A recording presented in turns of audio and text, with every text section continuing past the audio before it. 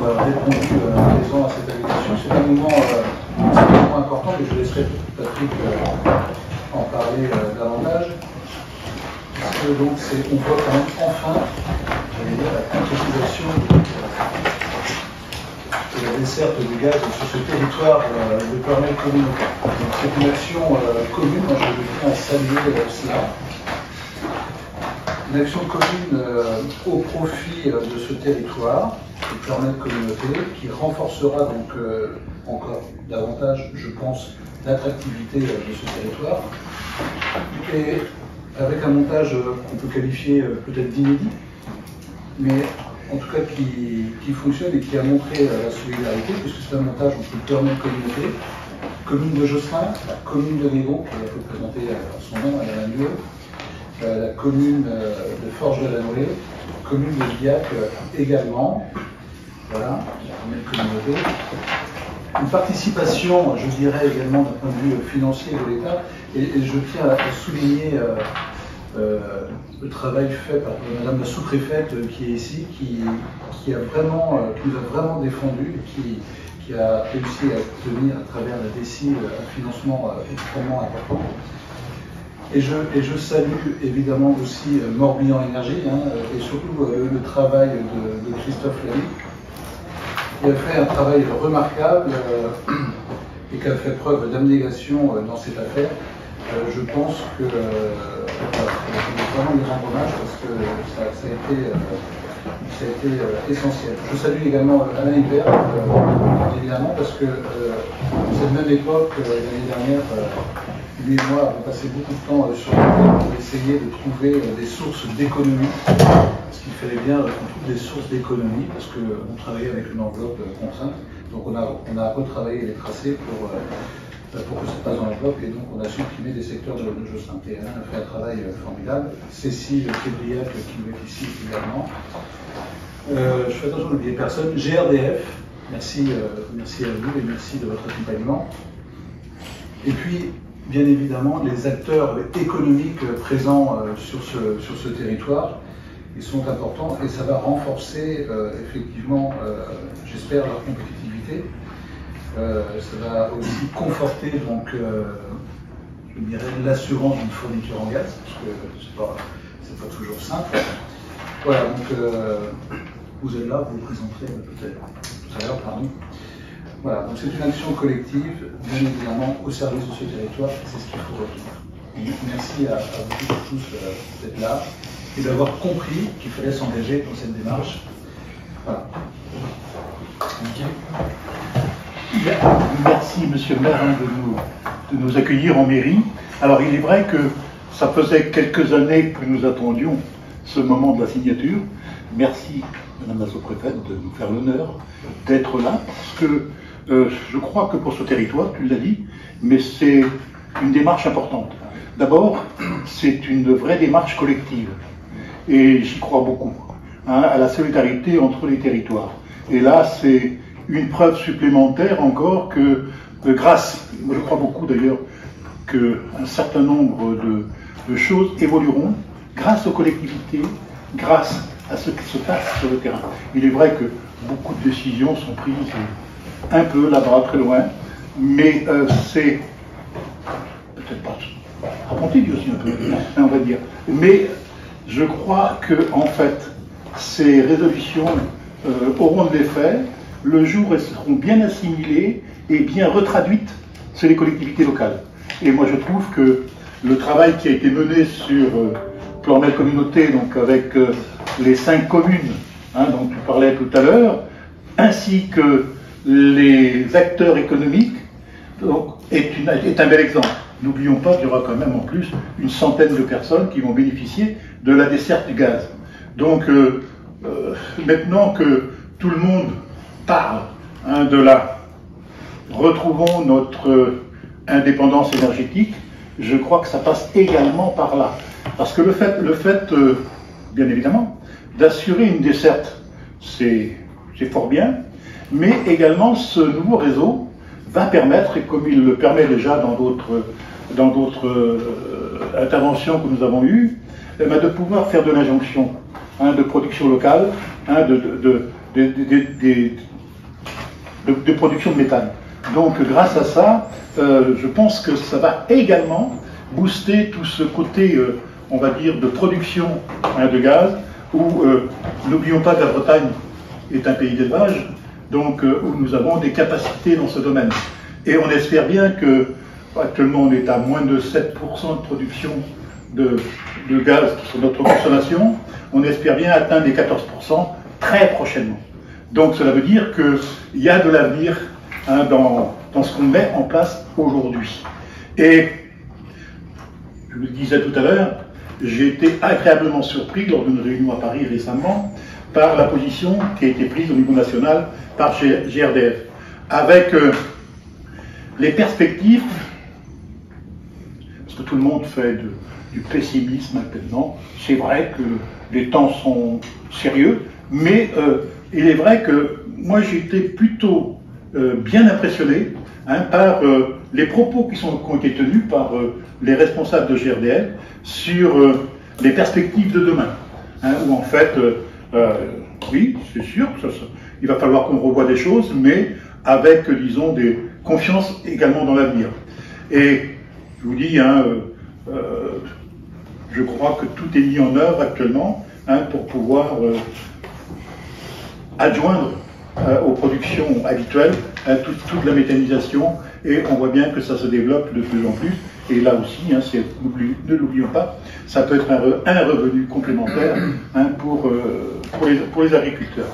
Et un point qu'on oublie parfois, c'est que grâce à ce réseau, et GRDF s'est engagé également à travailler sur le réseau existant pour limiter la porosité en fait du réseau, pour que demain on puisse transporter de l'hydrogène.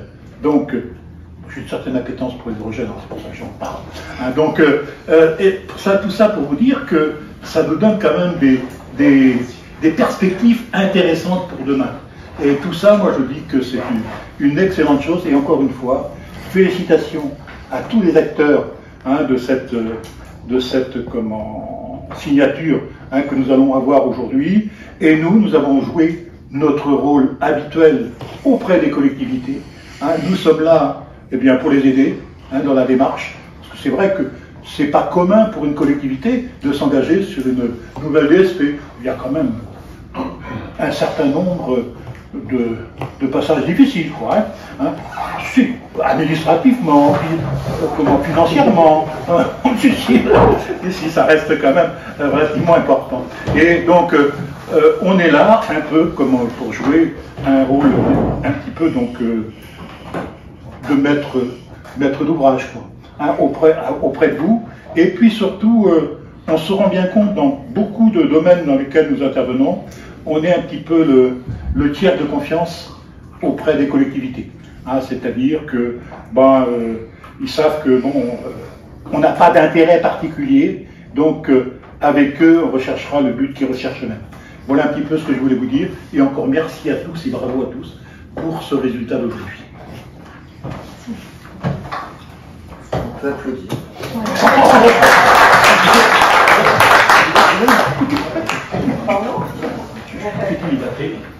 Patrick, tu veux dire deux mots? Ouais. Ok, écoutez, moi en tant que président de l'intercommunalité, je trouvais ça tout à fait légitime et je dirais tout à fait souhaitable à ce qu'on ait ce raccordement en direction de Josselin. Pourquoi? Parce que j'ai l'expérience Puer-Molaise justement de raccordement avec ce feeder gaz qui est historique, qui est présent en permettre depuis très nombreuses années, a permis un certain développement économique, a permis justement d'apporter des réponses en termes énergétiques à beaucoup d'entreprises du secteur. J'ai vu aussi que les entreprises du territoire, qu'on permet à une communauté, je dirais XXL, grandeur supra s'est créée, ils se sont tournés naturellement vers nous pour voir justement s'il y avait la faisabilité de raccordement sur ce feeder qui passait par Puer-Molaise pour pouvoir desservir d'autres territoires, notamment le territoire de Josselin. Alors ça ne se fait pas d'un claquement de doigts, tu as tout à fait raison Nicolas, il a fallu trouver des acteurs économiques présents. Il faut savoir qu'ici sur Josselin, il y avait des demandes fortes. des acteurs économiques qui arrivent sur le territoire, comme Mix Buffet, qui dit moi je veux bien aller chez vous, mais quelque part il va falloir qu'on parle d'énergie, des éléments de ce genre. Et je trouvais que c'était tout à fait louable, légitime. Également, on a profité pour échanger avec les communes desservies, parce que je vois le confort que ça pouvait apporter pour les particuliers raccordés au titre du gaz. Sur Permal, nombreuses sont les habitations raccordées au gaz qu'on appelle le gaz de ville, qui fonctionne assez bien.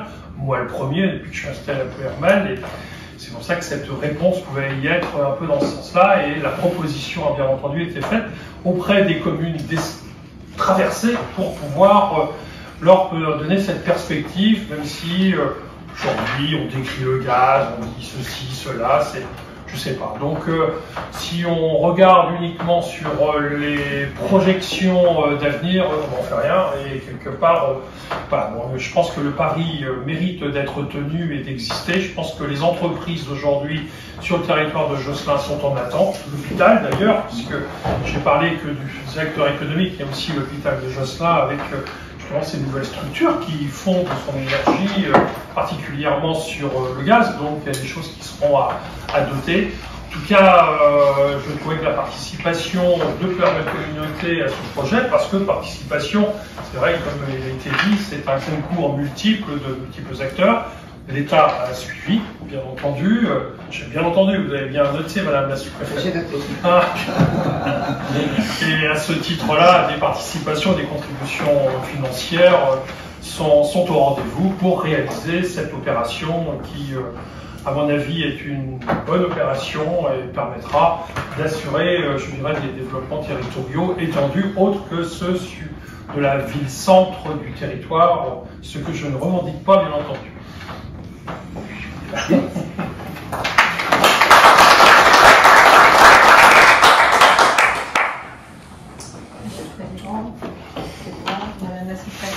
Je suis ravie d'être avec vous aujourd'hui, donc en tant que directrice région Centre-Ouest de GRDF, pour signer ce traité de concession.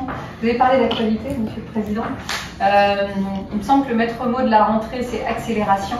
À l'heure où s'ouvrent les débats sur justement la loi sur l'accélération des énergies renouvelables, et vous avez évoqué le sujet du développement du biométhane, donc énergie effectivement locale et renouvelable qui se développe sur tous les territoires et en particulier sur les territoires du Morbihan. Et quand je parle de double accélération, donc là on parlait de développement d'énergie renouvelable qui contribue à la souveraineté énergétique, et c'est un sujet évidemment très actuel, mais il y a aussi une accélération autour de la réduction des consommations, et vous entendez tous beaucoup parler en ce moment de sobriété énergétique.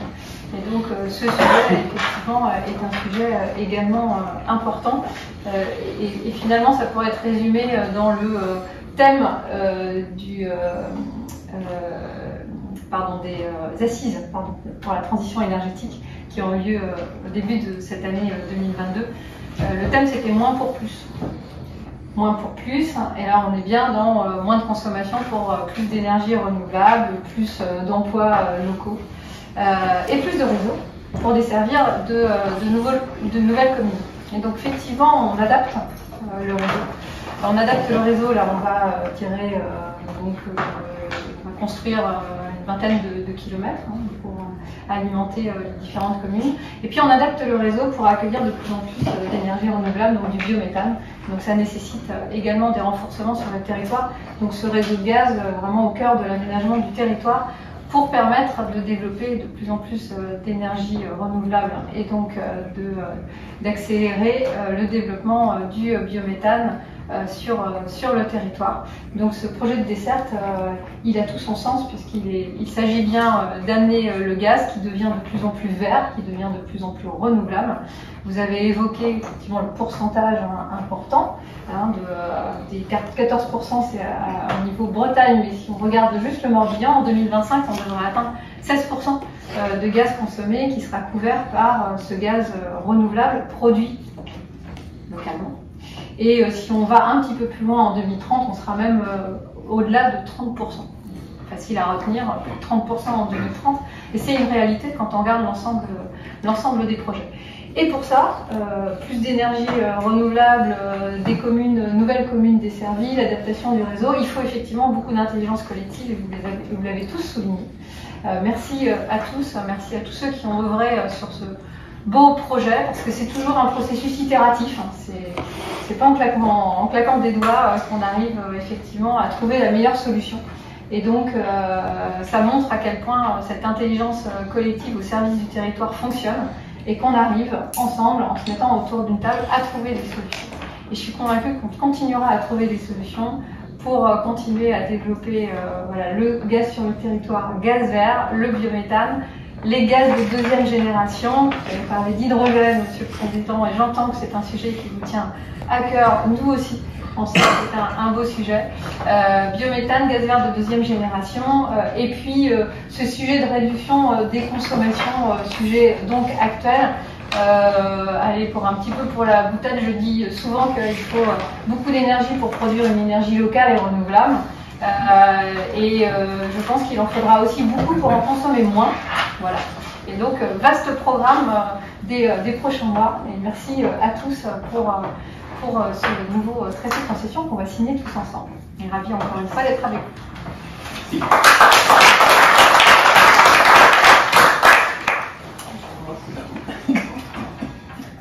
Monsieur le maire, monsieur le président, mesdames et messieurs, messieurs les chefs d'entreprise, mesdames et messieurs les élus, je suis très contente aujourd'hui d'être là pour signer ce traité de concession. Lorsque vous m'avez téléphoné, monsieur le maire, pour vous présenter le projet, j'ai d'emblée été séduite à plusieurs niveaux. D'abord un projet collectif, mais collectif s'entendant au sens large, c'est-à-dire des communes, donc Guégon, Forge de la Noé, Guillac, la Croix-Ayant, Gosselin bien évidemment, et des chefs d'entreprise pour lesquels effectivement vous avez été démarchés mais vous avez répondu présent. Donc un projet avec un montage financier tout à fait original, et à l'évidence ça marche. C'est-à-dire quand on a un projet qui est un bon projet, quand on croit, et je sais que vous y croyez, à l'intelligence collective, et moi aussi, ça a toujours été un moteur chez moi, c'est-à-dire que je suis persuadée que quand on a un bon projet, quand on réussit à réunir les gens autour de ce projet et à trouver des solutions, les financements suivent. Et les difficultés administratives dont vous parlez, souvent ce n'est pas des difficultés, ce ne sont pas des freins non plus, c'est pour préserver tout le monde. Et ce que vous appelez difficultés administratives, c'est finalement vous assurer qu'un projet va suivre, va être soutenu et va voir le jour dans les meilleures conditions possibles.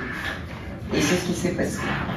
Et en plus, on a donné des subventions. Donc vous voyez qu'on ne peut pas toujours parler de notre action en termes de difficultés, mais bien comme soutenir et impulser quand les projets sont de valeur, et à l'évidence ça l'est aujourd'hui, pour effectivement soutenir des projets novateurs.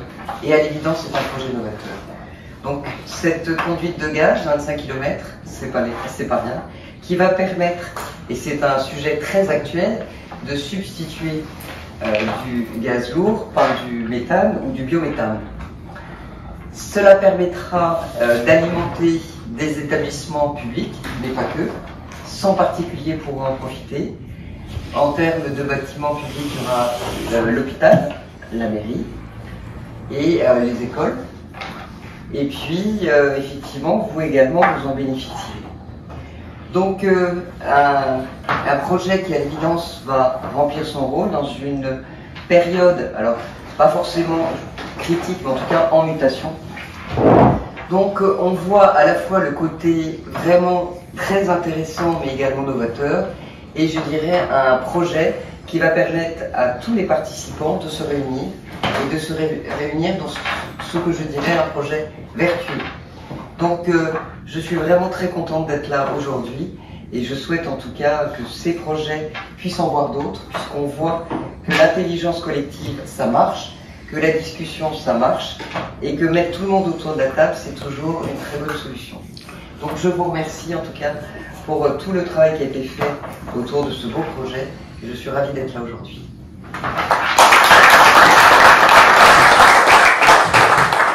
Est-ce que vous avez des questions.